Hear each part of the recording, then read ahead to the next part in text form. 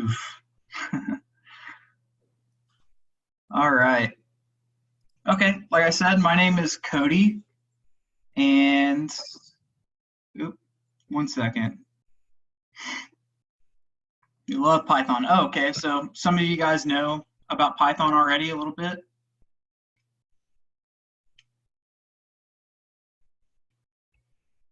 Python is cool. Yes, cool, cool.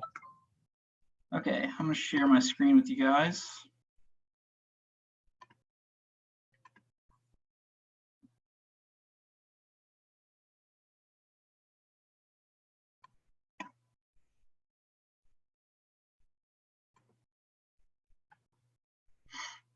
One second. Okay. All right, so my name's Cody. We're going to be going over some of the basics of Python. These are the tools that you're going to use every day when you get into coding. Like I said, these are the basics. We're going to go over some of the simple math that Python can do for you, and then we're going to talk about words, which are called strings, and then some of the operations that you can do with them. We'll also go over loops, while loops, and what an if and else statement are. Okay, a little bit about me though first. My name is Cody. Like I said, I was in the military for 6 years. That's me on the left side in that picture. We are up in Norway there. I was a rescue swimmer in the Navy, so my job was to jump out of helicopters and swim and help people that were in trouble. And that's what I did in the military for 6 years. And then I just recently got out about a year ago. Now I'm a student at Jacksonville University, and I study physics in hopes of one day becoming an astronaut. Okay. Let's get right into it. First things first, what is Python? Python is, like some of you guys already know, it's just a computer programming language. Just like any other language is a language, like French is a language, Spanish is a language, and that helps us talk to other people. Python allows us to talk to our computers, and it allows us to get the computer to do things for us. It can be used in science, math, and engineering. Like I said, I'm a physics person, so I use Python a lot to perform math operations that are a little too complex for me to, write out on a piece of paper or even calculate on a calculator. I can get Python to do these really crazy, complicated equations. And I'll show you an example. I use this. This is a code on another website called Trinket, and I coded this last year for my physics class. And it's loading here. This is called VPython. It's a visual of Python. You guys see the, yeah, there it goes. So this is our solar system. The middle is the sun, and then Mercury, Venus, Earth, and Mars on the outside. You can see how Python can be used for real life applications, right? Hopefully we're launching the Mars soon. We are actually launching the rover Perseverance soon to Mars, and they're going to use something like Python to code when Earth is closest to Mars in its rotation around the sun. So that's a real life application that we can use Python for. And like all this code, it's like crazy calculations, crazy big numbers. I had to calculate the force of gravity between the sun and Earth, and the sun and Mercury, all the other planets. Planets are very, very heavy. So those numbers are huge, and the distance between them are huge. And those are the numbers I had to use to calculate the force of gravity and to get Python to make the planets rotate around the sun. So I'm not going to do all those calculations myself. I'm just going to type it into Python, and it will do those calculations for me. And the things that I'm going to be teaching you now are the basics, but that's really all I did for this code, and it came out with this really cool result. All right, let's get into it. Python's like anything else. Sometimes it can be frustrating, but the more you do it, the more you learn, the better you get at it. It's just practice makes perfect. Just like when you do any sport or any activity, you know, you just practice it. Go back to the things that you didn't understand, practice those some more, and something will click, and you'll just get really good, and you can code some really, really cool things. Like today, I said we can use it for math and science, but it's also for other things, like video games. And video game writers use code, and like Python. And actually, at the end of this session, we're going to do a little game ourselves. We're going to create a game called the number game, or guess the number game. So let's get started with math. So some of you guys said you already know Python a little bit, so you know to get an output in Python, you need to type the word print. Is everybody on repl.it? If you're not, you can go to, just type in repl.it in the search box. Okay, that's fine. I'll go back to this. So up here in the search box, just type in repl.it, and I'll just do it too. And follow me.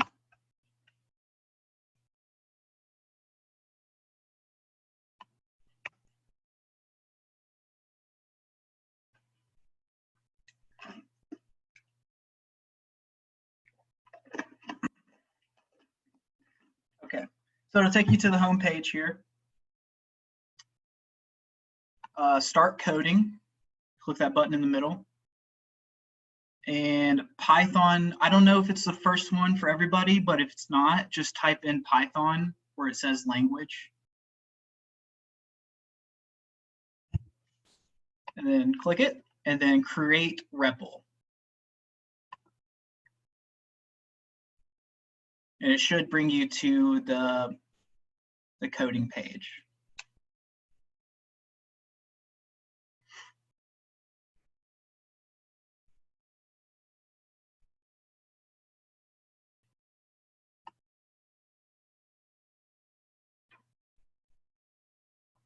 All right, is everybody good?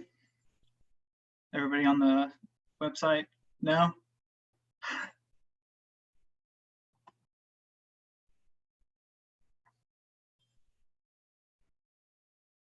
Okay, I'll put the link in.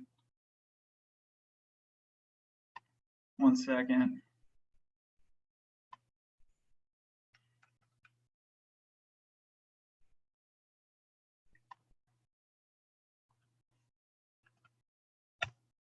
Okay, looks like everybody's doing good. I'm on.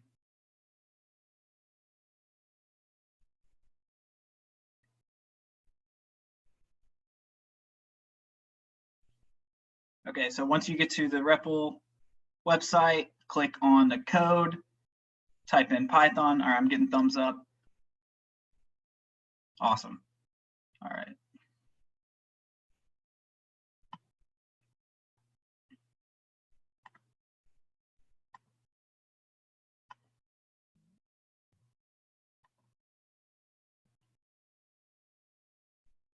Okay. Now that we're all here, math, right? Some of you already know a little bit about Python, you guys said. So you know when you want Python to print out something, the cool thing about Python is you talk to Python just like you talk to anybody. Like how I'm talking to you right now, that's almost exactly how you will speak to Python. So you type in print and then put in parentheses like this. And you can put any math operation in here, 2 plus 2, right? So we all know what 2 plus 2 will be. We'll run the code, and 4 comes up, right? So so we can do math in Python, and we can do any operation. It doesn't have to be just addition. Oh, math and numbers. So math and numbers are, like I said, they're exactly the same. But what if we wanted to use a big number? Like I showed you before, those the code that I wrote had really, really big numbers in it, right? Like numbers in the thousandths place. So when we write a number in the thousandths, like 3,000, that's how we would write it, like on a piece of paper or on a test or something. We would separate the 3 from the zeros with a comma. That's how you write 3,000. Well, in Python, if you do that, it means something else. I'm going to show you. So if we want to know what 3,000 plus 2 is, we know the answer would be 3,002. So let's run this code and see what happens. See, it comes up with 3, and then it has a space, and then it has a 2. Well, let me show you what Python is thinking when it sees that comma. One second.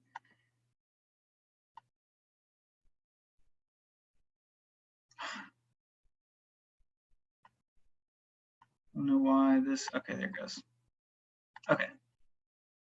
Oh no, did I exit out? I think I exited out. Okay, well, I'll go back to it.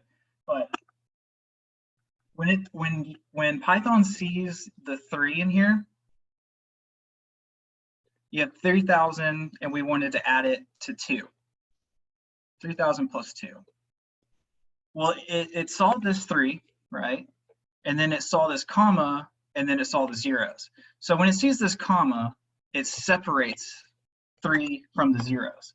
So it printed out 3 like we wanted, or like we told it to print out 3, and then it saw this comma, zeros, and then the 2. So what it saw was it wanted these 3 zeros, and it wanted to add it to that 2. So that's why we got what looked like 3, 2. And that's but what we wanted was 3,002, not 3, 2. Hold on one second. I have to redo my REPL. I accidentally logged out.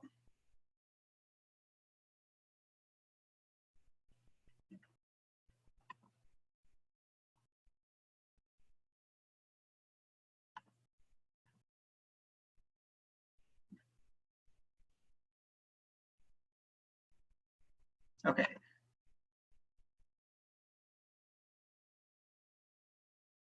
So if we wanted to know the answer to that question, we just leave out the comma, 3,000 plus 2, and then we run the code, and it should be 3,002. That's what we would expect.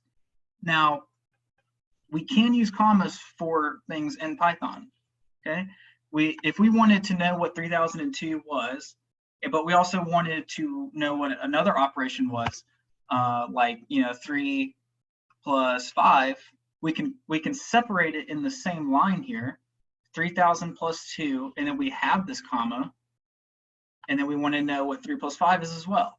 We run this code, and it gives us a space, and then it tells us the answer to the operation, right? So that's what we can use commas for. Just don't use the commas to separate the numbers, or to separate one number, but you can use it to separate, different operations if you want. Okay, and we can do every operation. So far, we've only done addition. We can use Python for subtraction. So we want to know 30 minus 6. We can run that code, and it tells us the answer. We can also do division. It's just the / where the question mark is. You just shift, or not shift, but where the question mark is, that's the / that you want to use. So 4 divided by 4, we should get an answer of 1. So when we use division signs, Python will output the output with an answer with a decimal. It will always put a decimal for that. So decimals are fine. You can use decimals in your code. like, 4.5, and we wanted to add that to 6, that's fine. You can use decimals and you can run that and it will give you your answer of 10.5. But what you cannot use, like I harped on pretty hard, was the commas. You just cannot use commas to separate numbers. Like you couldn't do 4,500, Now we can also do multiplication. So if we wanted to do multiplication, 6 times 7, you use the asterisk. The asterisk shows multiplication. The asterisk is Shift 8, and that's how you would use this for multiplication. 42. That's what we would expect. Okay. Now, what about who remembers this? Does anybody know what this means? PEMDAS. Right? PEMDAS. PEMDAS. Very good. So it's the order of operations, right? Parentheses, exponents, multiplication, division, addition, and subtraction. Awesome. You guys are really smart. Python does this for us. So we don't have to worry about doing anything special to our code. Python will perform this action for us. So we can do an example here, put in a bunch of random numbers with a bunch of random operations. 6 times 7 plus 4 minus 5, and we can run this, and it'll be 41, right? So it'll perform the operation for us. With this, we don't have any parentheses in it. Let me go back to the Jamboard here. If we want parentheses, we started off with our print, and then we always have these parentheses associated with print. Anytime we type in print, we put our things in, we put the operation in parentheses, right? So these will always be there. They're always here.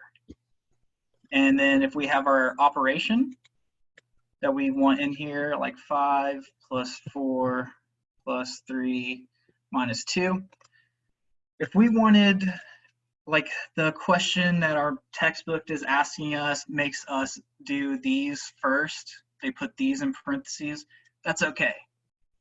You can put parentheses inside of your other parentheses, okay? So I know it'll look kind of funny because you have 2 parentheses right here, right next to each other, but that's okay.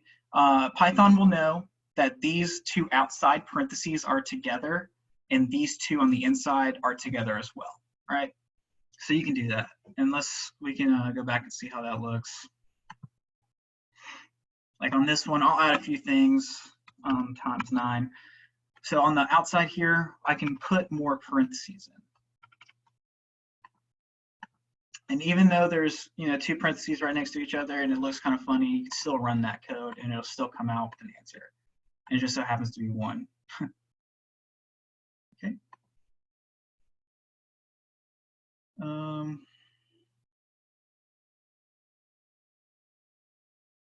Let's see.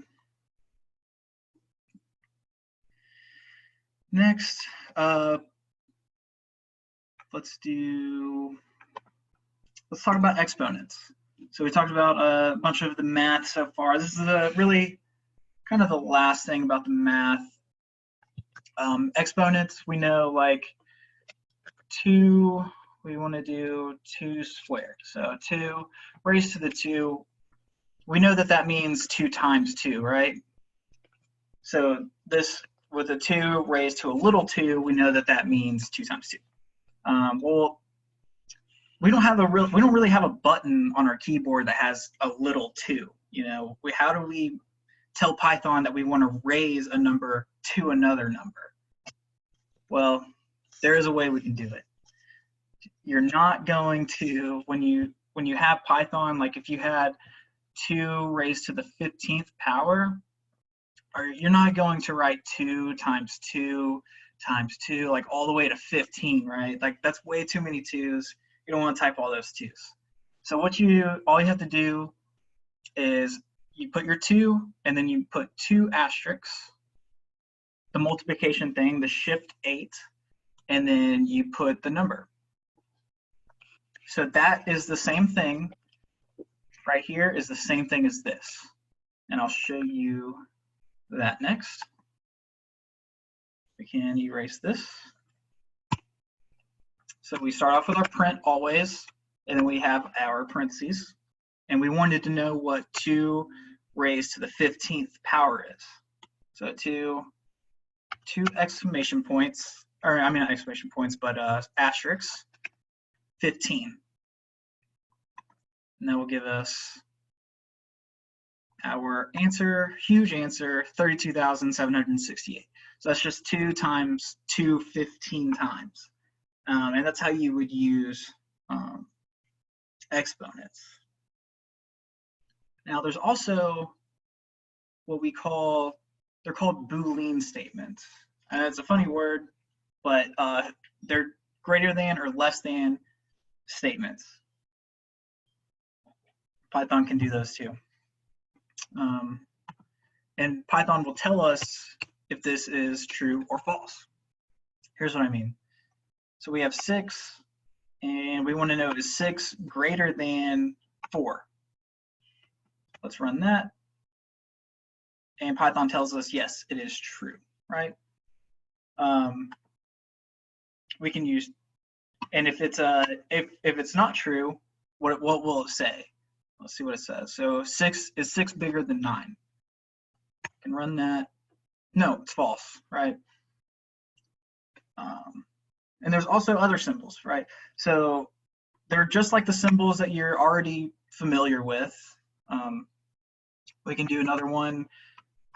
Let's see, is 5, and I'm going to throw another symbol at you. Exclamation point equal means not equal. So I'm asking Python, is this number not equal to this number? So is 5 not equal to 7? True. The answer is true. Now, if I did put a 5 here, it's going to tell me that that's false. Why? Because 5 is equal to 5, so it can't not be equal to 5, right? And I'm showing you guys this symbol because it's going to go into the game that we're going to make. All of these things that I'm teaching you will go into the game. And it's just a matter of putting all of these things together in a way that Python will recognize it and do the things that we want it to do.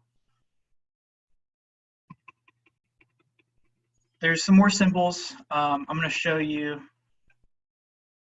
I'm going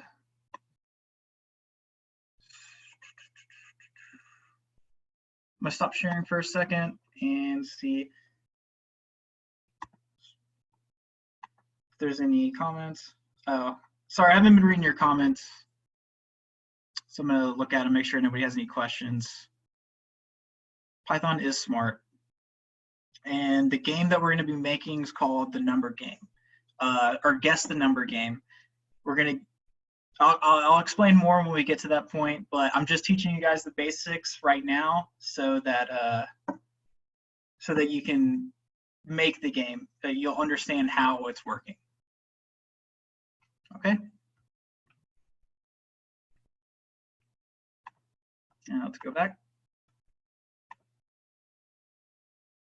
So we showed, how does everybody feel about the numbers and math so far? Pretty good. Pretty easy stuff. It's just like everything else that you know. It's really intuitive. That's why I like Python. There's not much else you have to learn. Just a few little rules that you have to learn to be able to speak to Python.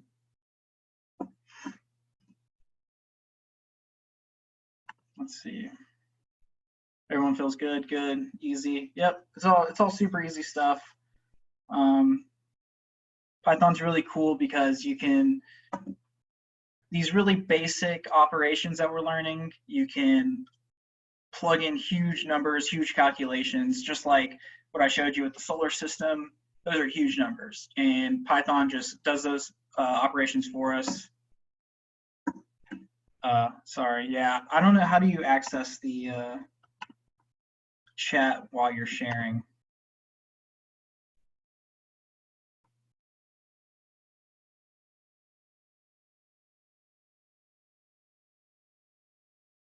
Yeah, I don't know. Oh wait, there's a more button at the top. You should see a bar at the top, right? Yeah, I got the more. So, oh, I see the chat. Here it is. Okay, cool. Thanks, guys. What is the code that lets you drag the blocks? That's called block. I think it's literally just called blocks. I'm pretty sure it's similar to Python, but that's why I like Python too, because Python translates a lot to other languages. So I'm teaching you guys like the basics of Python because you can take it and you can transfer it to other skills, other languages. When you go and actually start looking for jobs and stuff with Python, eventually in the future, it looks really good because Python allows you to transfer over to whatever the company is using. A lot of times they'll be using Python, but Python's very transferable. Okay, that's everything with math. We went over the differences between math in the real world and math in Python. There's very few. You just have to type in print beforehand, so Python will spit out the output. There's no commas in the numbers. You only use commas to separate operations. And yeah, that's really the only differences. Math is pretty easy with Python. Now we went over math. Now what about words?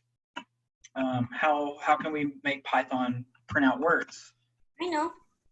Oh yeah, how do you do it? Using strings. Exactly, they're called strings. So what's the first thing you need to do once you type print? Quotes. Very good. Single quotes. It doesn't matter. Exactly. Yeah, exactly. You can use single quotes. I like to use single quotes because you don't have to type, you don't have to hit shift.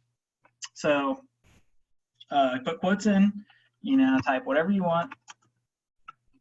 Hello, encyclopedia. Hello, encyclopedia. Encyclopedia is a little too big for me. Okay, and you can run that, right? And then it prints out exactly what's inside those quotes. I have a question for you. So we've been using math, right? What if I put 2 plus 2 inside of the quotes? What's going to happen then? Error.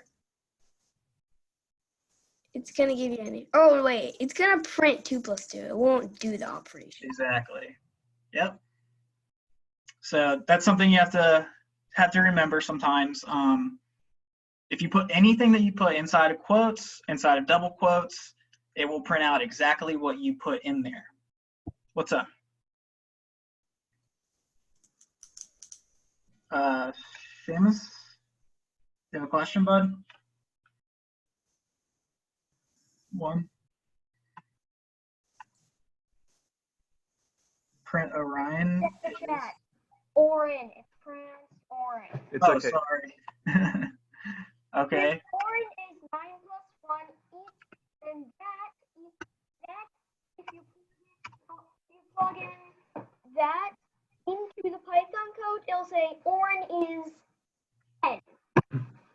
Oh, Yeah. Actually, wait. It says print Orin is comma. Yeah, you have to put the comma. Because then. Yeah, what would happen if I don't put the comma? I run it. Syntax error. Let's do it with trial and error. Oh, he just did it, buddy. Yeah. Yep. See, that's what happens with no comma, right? It doesn't recognize. It thinks I'm trying to put these two things together. So you put the comma, and then that means we put a separation in there. Ryan is 9 plus 1. Awesome. Add with strings, right? You can add strings. Yeah, you can add strings together or multiply them. So if I wanted to say Orin, oops. I wanted this string and I wanted to multiply it by 3. Just gonna say his name. Orin is. Yep. It's hilarious. Yeah, it is. So you guys know strings pretty good. We know that we can, we have to put quotes, right? You can't use one and the other like this. It's gonna give us an error. And another cool thing about Python is when you do make an error, it tells you the line number and it shows you where the error is occurring. So you can go directly to that line of your code. If you have like a really long code, go right to that line of code and you usually find out what you did wrong pretty fast. Does anybody know, Oren, do you know how to make a line break? So like if I had a long string here, hello everyone, my name is Cody and I am here to teach you about stuff and things. I got this really long string, right? When I run the code, it just prints it all out until it gets to the end, and then it goes to the next line. What if I wanted to break it up into different lines? Do you know how to do that? How do you do it? You do it by backshift.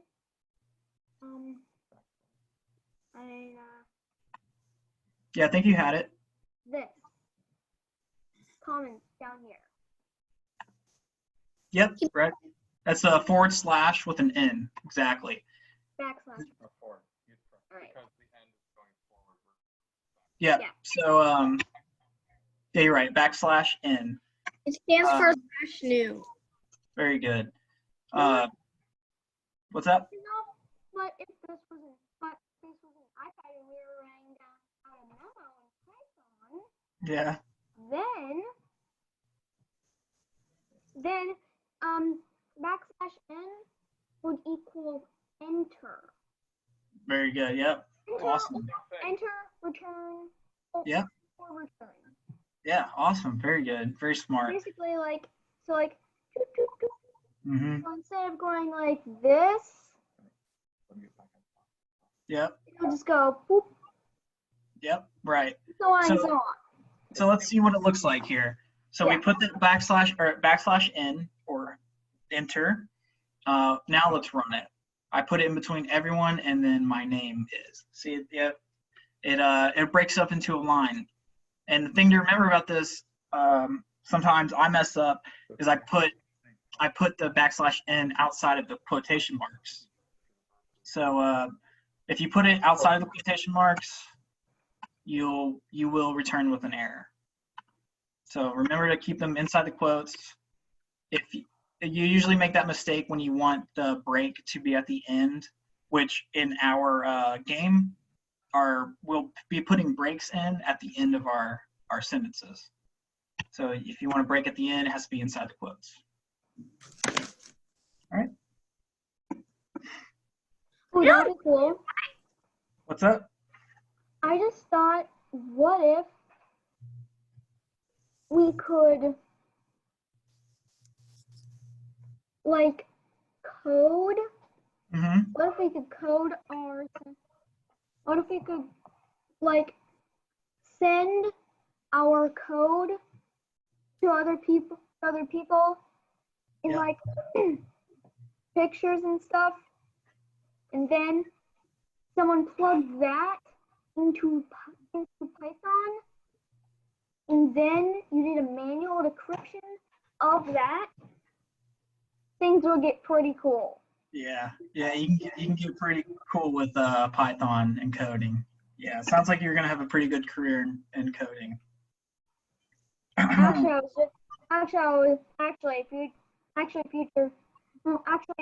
career dream is actually engineer at NASA. Oh, cool. Very cool. Okay. Now let's move on to something else that we're going to be using in the game. Loops? Yep. Well, not yet. Not loops yet. We're going to talk about input and variables. Oh, I know input and variable. Very good. Okay, what do you use inputs for? Oh, like user input. Like let's say you want to like make a program that prints out your name. So if you want to do it, like Python says, what is your name? And then you type in your Yep. name and it prints it out. Right. So input, we wanted, you said what is your name? Yep. So what should happen here? It asks us our name, right? Cody. I like to put a few spaces at the end, so like it's Okay.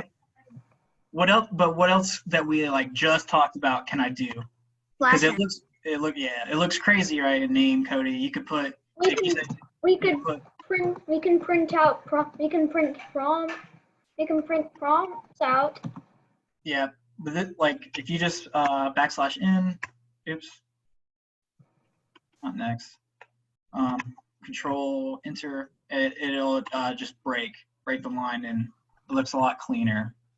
Yeah, but you could actually make the input, like you could assign it a variable. So you could actually make it print out your name, like print G or whatever you want to name the variable. Yeah, you mean kind of like this? Yeah, like name the variable whatever. And then Yeah. you can print. Yep, that's what I was gonna get at. That's why I grouped input and variables together. So what is the input now, and which one is what's the variable? The input is like the string, and then the variable is the name. Exactly, yeah. So anywhere now that I type name in my code, like doesn't matter if it's on line 100, it knows that my name is whatever has been in here. I don't have to type in what they put, right? So what happens if I type print and then I put name here with no string?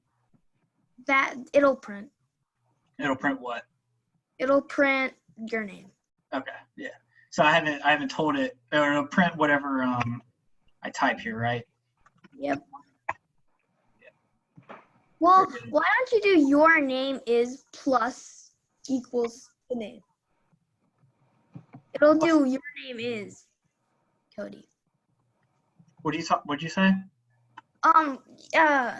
Type in a print statement, and then all you have to do is do in strings do my name is, and then close the strings, and then do Cody. Oh yeah. Okay, Name. I see what you're saying.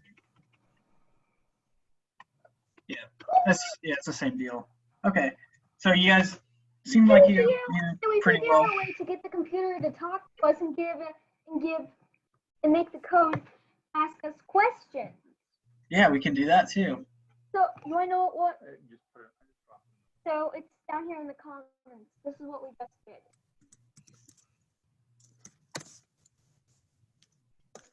So what we did is No, I see. Yeah, print. You said name input. Yeah, what is your name? what is your name? And then you can say, And yeah. and then after that you have to go into the code block and type in the answer. Yep. So we want it to tell us hi, right? Wait, And we then need a break between the two. yeah, exactly. So the break with the comma, right? And then do name. And then name, and then what? But we need to have a break. We need to have 3 lines for this. Okay. So like, what's your name? Oren. Hi, Oren. Or something. Right. Very good. So this should work, right?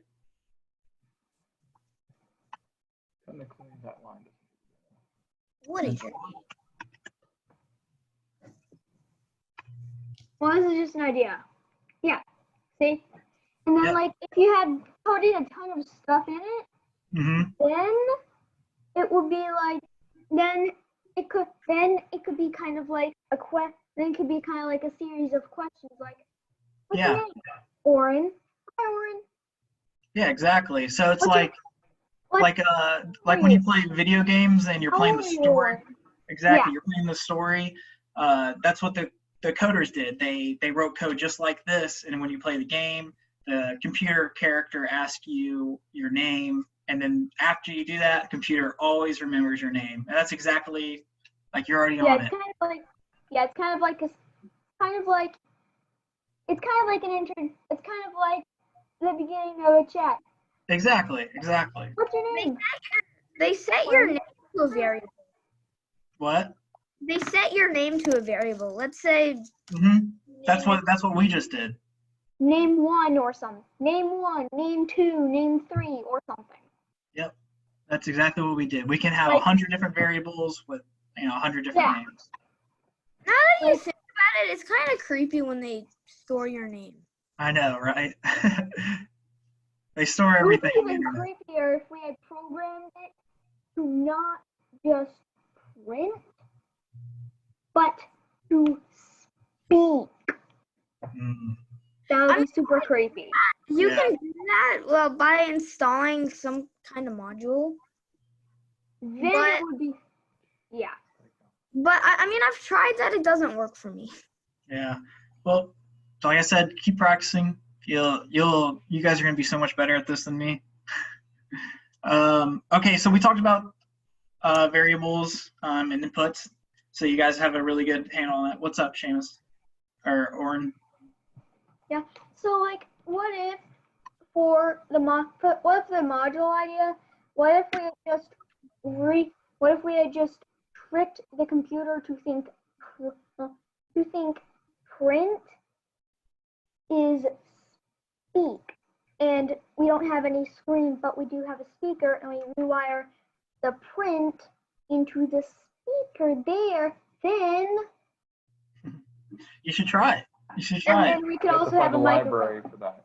Yeah, That's but then things will get really interesting. Yeah. That's actually more complicated than it sounds. I know because A lot of things in Python do. They because seem since complicated. There's no screen. Then you have since there's no screen, then you have to have a microphone, and then Mhm. yeah, and so on and so on. Are we gonna learn about the turtle? No, we're not doing turtle here. We're gonna make the game here soon. Though. Okay. I We're mean, doing 'cause the game now or what? I'm doing it on normal Python. I'm not doing it on. Yeah, we're just on normal Python right now. Let's go over loops quickly. Maybe not everybody knows about loops, so we're gonna go over loops, and I'm gonna explain what they are, even though you probably already know. A lot of you know what they are. Wait, What's up? while loops, for loops, or We're gonna use while loops and if and else statements. okay, no for loops. Yeah, we're just using while. While that's what I use the most, especially with physics. I use while loops. Like as long as this factor is in play, do this. If this factor is not in play, Yep. You're So done. while you have, some condition. Wait, do you know how to make comments? Yeah. Okay. Yeah. That's something I was gonna say. Some of you guys can, if you wanted to, you can Yeah. put a hashtag there. But I'm gonna explain what loops are really quick, or what a while loop is very quickly. So while there is some condition, I'm gonna draw it out. So let's see, while, we're gonna say while time, we're gonna use time as a condition. Time is less than 3 seconds, right? And we have this turtle or whatever that's running in a circle. And we have this turtle that's running in a circle, and we say, we want you to run in a circle while time is less than 3. So when time is at 1, of course, it's still running in a circle, right? It's still in that loop. And then time goes to 2 seconds, still running in that loop. And then once time hits 3, this is no longer true. It becomes false. And then the loop breaks and it goes to the next line of code. basically a loop until. Exactly. And I created a program with the while loop. That's pretty funny. I mean, it can get funny. Yeah. I'm gonna post it in the chat right now. All right, cool. Print, I am typing while true G input say something print G. Or roughly. Okay, let us this is the basis of the game. We have to understand the while loop for the game. So the best way to understand it is just literally to type it. So let's make this game. And I'm going to explain each line of code while we type it out. Wait, is it a number guessing game? Yeah, have you already done this? Yes, I've made like 3. Okay, well, let's make another one. So what's the input, or do you know how to import? Yep. Okay, so what import is, Random. yeah, you can import random. So we're importing random. It doesn't want to copy that. Import, you're taking like a system that Python already knows. There's like thousands of them that Python already knows, and you can just import them right into your code. Yeah. So what import is doing is adding extra. Oh wait, there's one that's actually called date time. Yeah, that's one. Yeah, and like it can tell you the current date and current time. Yeah, exactly. So there's thousands of them, and I couldn't tell you all of them because there's way too many. But the more you code, you come across more, and then you kind of remember some of them. But if you're writing a specific code, you can even Google like what something to import. Yes, you have a question? So basically using massive amounts of complex Python and a few clockwork links and commands and if then commands, you could practically make a supercomputer that tells you things. Exactly. Yeah, I don't think my Like we could say, "What is my name?" And it could do like vocal recognition or something. Yeah. Oh, okay. I actually tried that. I tried to make a desktop assistant with only if else loops, and I like gave up on it in like the next hour because it would take ages. So I decided I would follow a tutorial on YouTube on how to do AI. So basically, you were trying to create your own Jarvis. Exactly, and it didn't work. What? Jarvis is pretty much that type of computer. I mean, you could make him with if loops if you like had a bunch of time. All right, let's keep going on the game. So Yeah, I tried now doing that before with a robot. now we're going to make a variable. So we want the number that the computer is going to randomly think of to be a part of this random bank that we already imported. And then when you put a period, you're describing the thing before it. So it's going to be in a range. It's called rand range. And then in parentheses, we want it to be 1 through 50. So we just created, so the number, when the code runs, it's going to think of a random number, but it's going to be in the range of 1 and 50. Wait, doesn't that mean it's going to be in the range of between 1 through 49, since Python starts counting at 0? 2 through 49. Yeah. No, yeah, it could be. Yeah, you're right. If you really think, Lauren, chill out. it could be. Look, please. Sorry, it could be 1 through 9, or it could be 2 through 9. Yeah, it could be. But we'll It just could be keep either it of just them. keep it simple.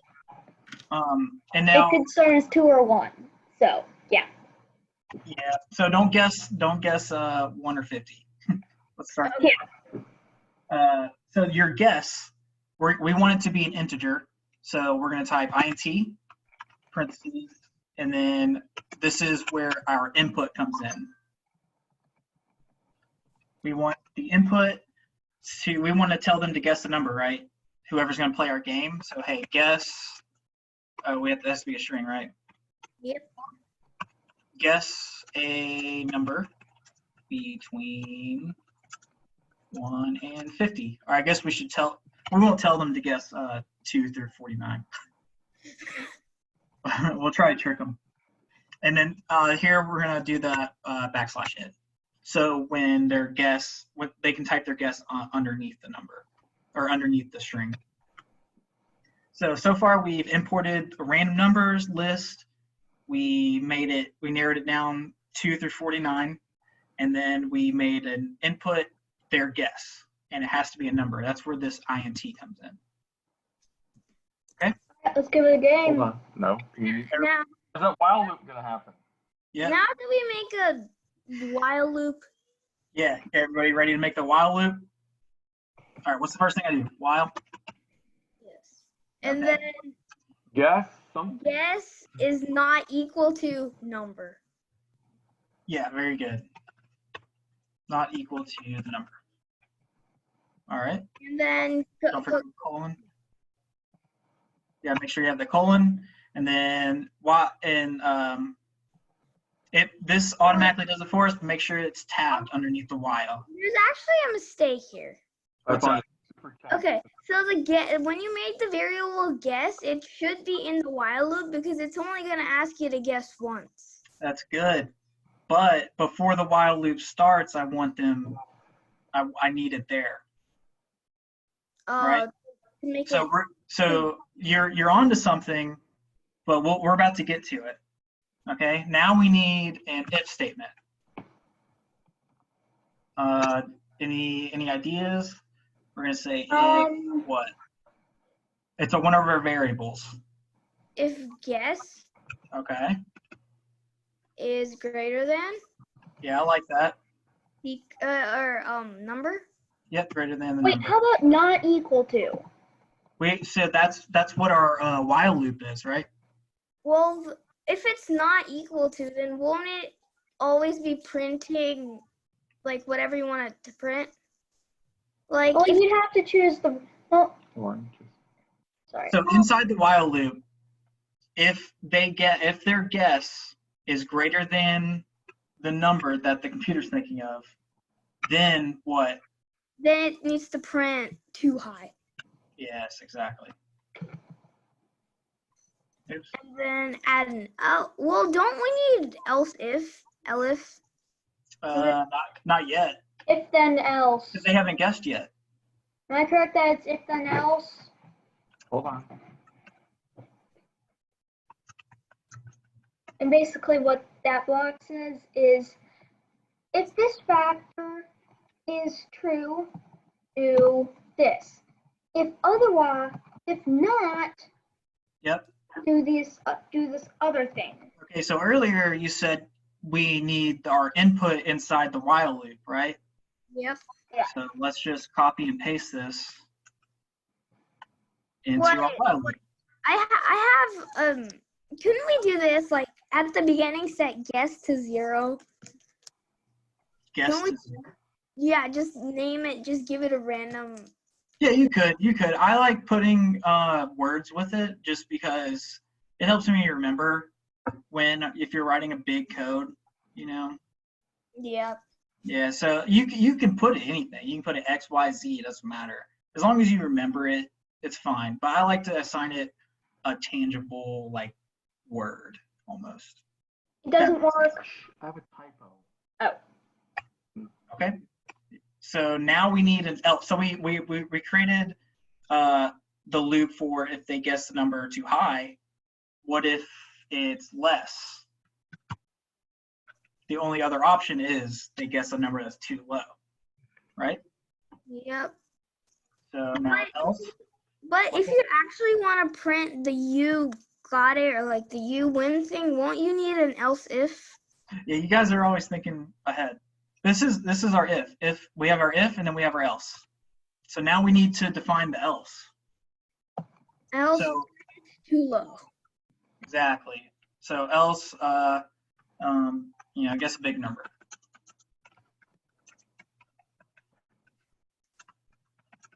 And then we tell them try again, and then now we need that we need that input again, right? Yep. All right, so just paste that in there. I might have a more quicker way of doing that. You probably, I mean, there are always 100 ways to write a code. So this is like, I thought this was gonna be more for beginners, but you guys are like, you got this pretty good. Okay, so now we've defined the parameters of our game. We have the while loop. So while their guess is not equal to the random number, we have the statement for if they guess a number too high, and then we have everything else, which the only other option is too low of a guess. And we have our inputs in, so now the game's over, right? That loop will continue and continue until the guess right here does not equal or equals the number. So as soon as the guess equals number, loop breaks, game is over. So now we need to have Python print like something like they won, you know, right? You got it?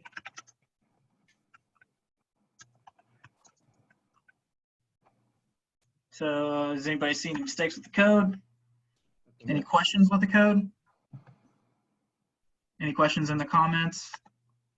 What you could do at the end, is print, how many tries, it took you to actually guess the number? You could. There probably could. I don't know how, off the top of my head, how I would do that, but there's definitely a way you could. I know how to do that. Yeah, how? Show me how, or tell me how. I mean, like the way I did it, like the way I make my number guessing games, is that I put my guess, like the input, right at the beginning of the while loop, so it's gonna keep on repeating it. Mm-hmm. And I don't have to duplicate it every time. And then after that, I have a variable named tries, and then I always do and then I always set it to tries equals to tries plus 1. Mm-hmm. And then so at the end, I print number of tries it took you in strings, and then comma, and then tries. Yep, that's good.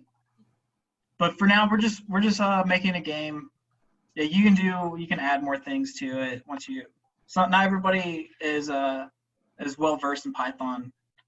So this is just for beginners. Let's run this and see if we made any mistakes or there's any errors. Oh, and a tip for testing it is to actually like print the number at first to see if you could like instead of having to like play it over and over again. Yeah, you could just say print number.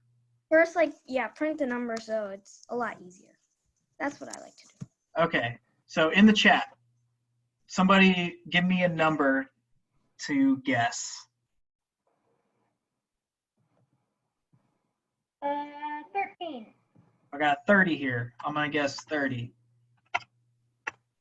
All right, that was too high. Guess a smaller number. 24. Maybe 13? Guess a smaller number. I got a 5. Guess a bigger number than 5 in the chat. 9. Guess a smaller number than 9. 4. No, not 4. 8. 6. Smaller. Press 6. It's Smaller. 7 or 8. 7. 6. Oh, we got it. All right. So our game works.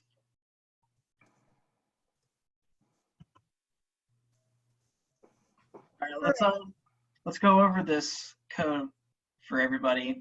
So the very first line here is something I didn't go over in the beginning of our talk. Import anything that's highlighted in blue. Python knows what that means. Like it already pre-recognizes those words. So like all of these highlighted words here, input, this integer. Lowercase p. That's why it was punishable. It knows We've those. been It knows stuck- those words. We've been stuck on an issue for a long time and we finally got it. Can I show you how I actually made my number guessing game? Sure. How are you gonna show me? Can I share the screen? No, I don't think you can share a screen with everybody.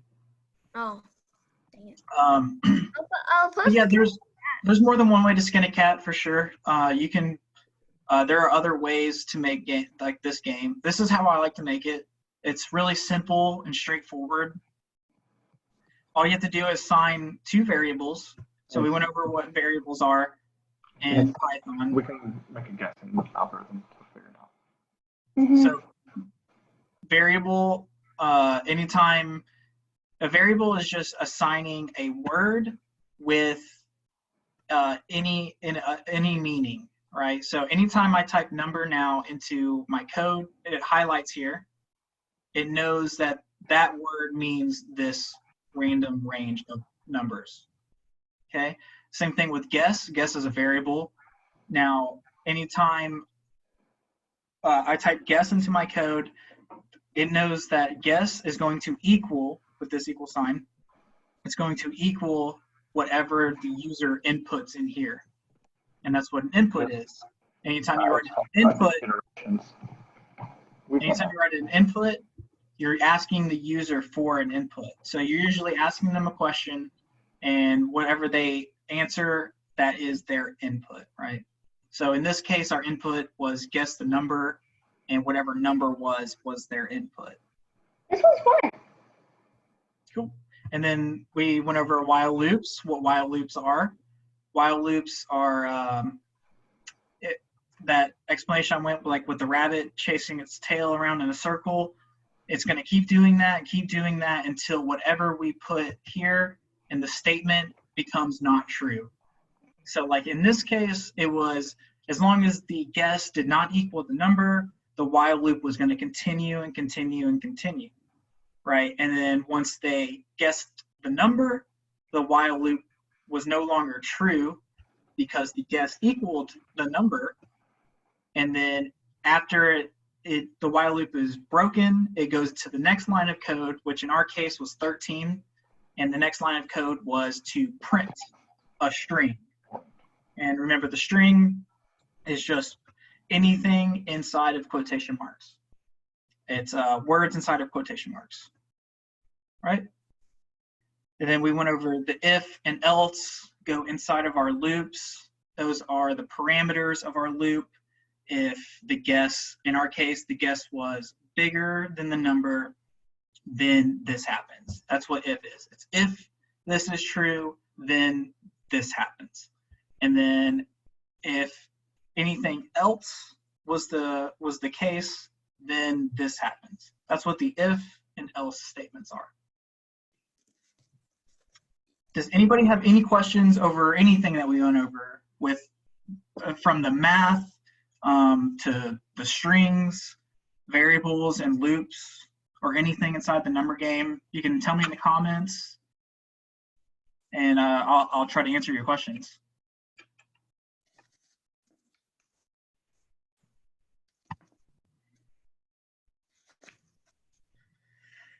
Any questions? No questions?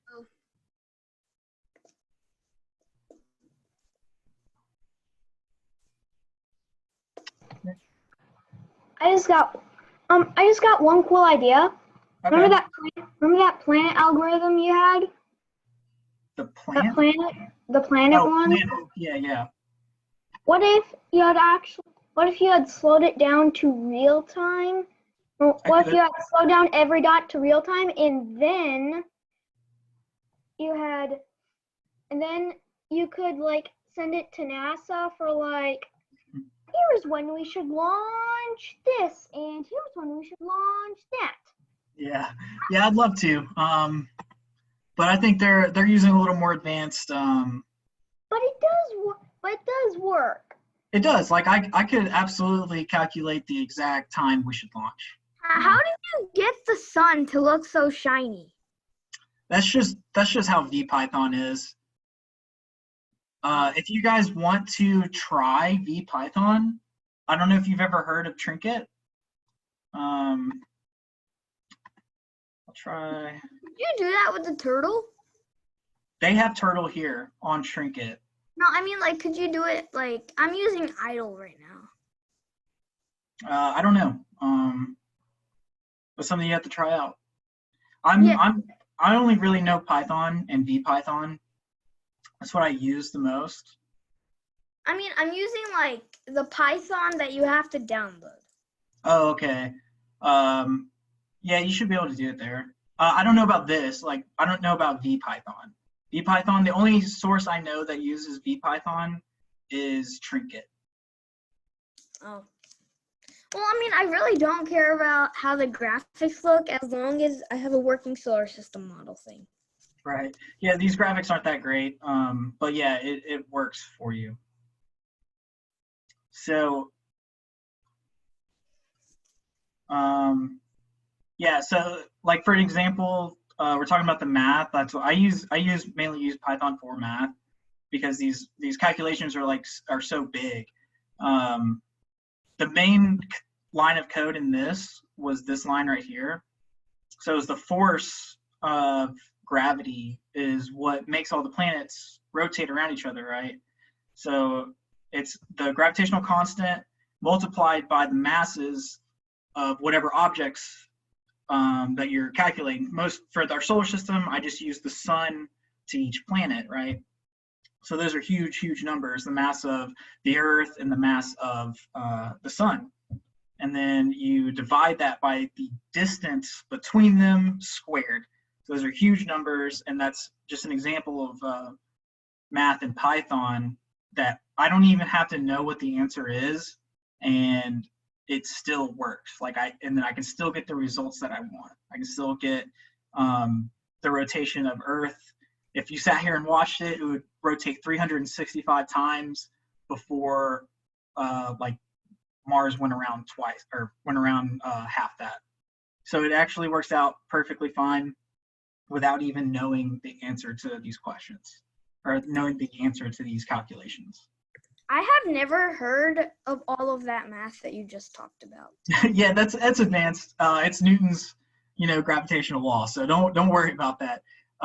You don't have to know. That's a cool thing too. You don't even have to know these formulas. You can Google them, and then if you know how to code Python, you can go in and code it, and you can do the same math that physicists are doing right now, in Python. You can just code it, and that's what a lot of physicists are doing now. We have to be really good at Python because these calculations are way too big and they're way too complicated. That's just, I don't even know how Python handles that. I know, it's crazy. It's pretty cool. That's why Python's so cool, and it's fun. It's really fun to learn. And you can do a bunch of other things like I'll show you some of these projects that I tried. Oh, actually, you can see the sun is actually moving a little bit because of the gravity of the other planets. That's really zoomed in. We'll look at some other ones. If you guys ever want to try this, you just go to trinket.io, and you have to make an account. The cool thing about REPL that we're on right now is you don't have to make an account or anything, but here just make a free account, and you can do VPython. It has a bunch of other languages as well. But here you can, I like this because of VPython. And you can take the same tools that we learned, that I taught you here today, and you can just plug them right in here to VPython, and it'll work. The only difference is you have to make the shapes. And that's what these first lines are here. So I made the rocket and I made the Earth.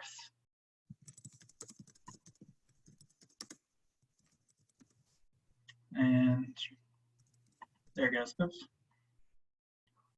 And this was like an example of a rocket, what it would take to get it off of planet Earth. I didn't code all the crazy math in here, but you see the point. I could make this actual size, I can make the rocket actual size, and we could launch it into space with VPython. That's just cool. Yeah, it's pretty cool, right? So you guys definitely check it out. There's resources out there to help teach you this as well. But it's like I said at the very beginning of this course, the things that I taught you are the things that you're going to use every single time that you code Python. You might pick up some extra tools here and there, but those basic ideas are the things that you're going to be using every single time you code. Especially whatever you decide to do in the future. If you decide to go into a science field, you'll be using a lot more math. That's why I like to lead off with that, because that's where I am. I use it more for maths. But for some reason, I like to code, but I don't like math. Yeah, well, I mean, math's not for everybody, right? I mean, I hate math. Yeah, it's all right. It's Uh, but that's cool about Python. You don't have to really be that great at math. You just got to understand it, you know. You don't have to be that good at it. You have to do it. That's like, you don't have to get the right answer, but you know what like it's gonna do. Exactly.